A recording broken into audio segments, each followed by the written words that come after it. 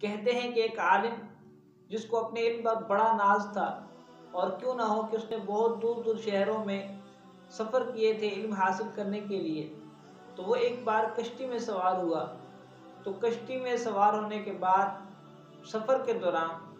وہ ملاح سے باتیں کرنے لگا، اور ملاح اور اس کی ان کے کشتی چلانے والی کی اور اس عالم کی آپس میں بات چیت بھی چل رہی تھی اور سفر بھی طے ہو رہا تھا۔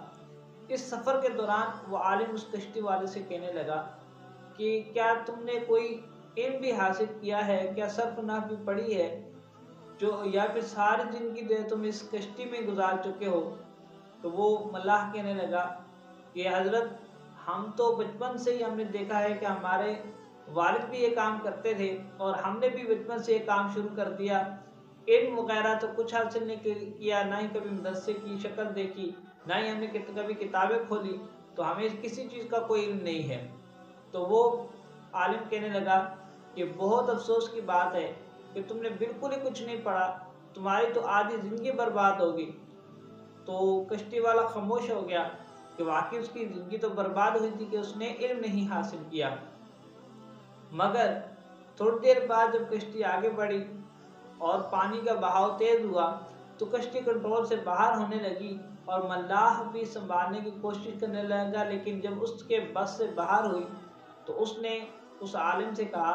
کہ کیا آپ کو تیرنا آتا ہے، کیونکہ اب ہماری کشتی جو ہے وہ ہمارے کنٹرول میں نہیں ہے، ہمیں یہاں سے تیر سے باہر نکلنا پڑے گا۔ تو کہا کہ کیا تو آپ کو تیرنا آتا ہے؟ تو عالم کہنے لگا کہ مجھے تو تیرنا نہیں آتا،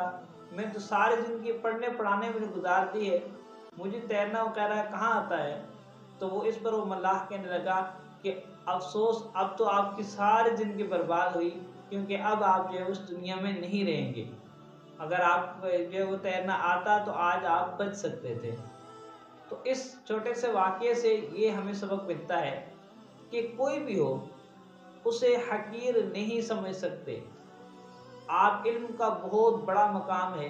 اس علم کی شان جو اللہ تعالیٰ نے قرآن میں بیان کی، نبی پاک صلی اللہ علیہ وسلم نے اس کی فضیلت بیان کی کہ علم حاصل کرنا سب سے افضل ہے، اور علم دین ہو تو اور سب سے افضل ہے۔ لیکن مسئلہ یہ ہے کہ علم حاصل کرنے کے بعد بھی آپ اس پر اللہ کا شکر تو ادا کر سکتے ہیں، اللہ کے شکر کے طور پر آپ لوگوں کو بتا تو سکتے ہیں کہ میں نے فلاں چیز بھی پڑھی ہے، فلاں چیز بھی پڑھی ہے، فلاں کتاب بھی پڑھی ہے، لیکن اس پر آپ غرور نہیں کر سکتے۔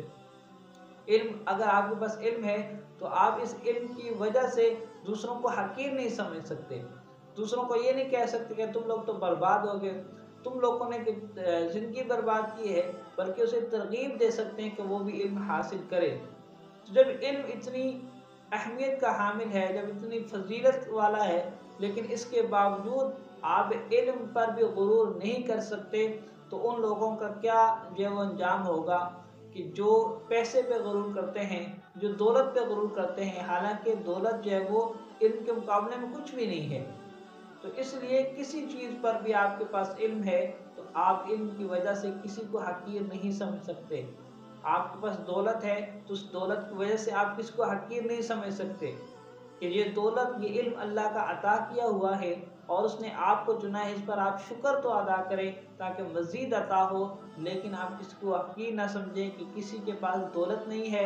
کسی کے پاس علم نہیں ہے تو وہ حقیر ہے، وہ کسی کام کا نہیں، اور آپ ہی سب کچھ ہیں، ایسا سمجھنے والا اللہ تعالیٰ اس کو دنیا میں بھی اس کے غرور کا انجام دکھاتا ہے، اور آخرت میں بھی اس کا جو انجام برا ہی ہے۔ اس لیے کوشش کریں کہ اگر آپ نے اللہ نے آپ کو کچھ عطا کیا ہے اس پہ غرور کے بجائے شکر ادا کریں۔